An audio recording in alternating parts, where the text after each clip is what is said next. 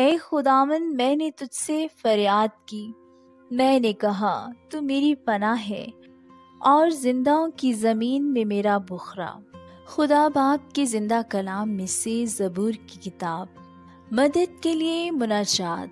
ज़बूर 142। मैं अपनी आवाज़ बुलंद करके खुदावन से फरियाद करता हूँ। मैं अपनी ही आवाज़ से खुदावन से मिन्नत करता हूँ। मैं उसके हजूर फरियाद करता हूँ। मैं अपना दुख उसके हजूर बयान करता हूँ। जब मुझ में मेरी जान निढाल थी तो मेरी राह से वाकिफ था। जिस राह पर मैं चलता हूँ उसमें उन्होंने मेरे लिए फंदा लगाया है। दाहिनी तरफ निगाह कर और देख, मुझे कोई नहीं पहचानता। मेरे लिए कहीं पनाह न रही, किसी को मेरी जान की फिक्र नहीं। ए खुदावन, मैंने तुझसे फरियाद की। मैंने कहा तू मेरी पनाह है और जिंदाओं की ज़मीन में मेरा बुखरा।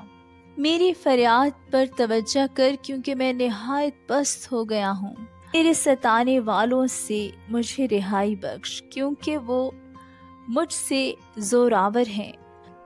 मेरी जान को कैद से निकाल, ताकि तेरे नाम का शुक्र करूं। सादिक मेरे गिर्द जमा होंगे, क्योंकि तू मुझ पर एहसान करेगा।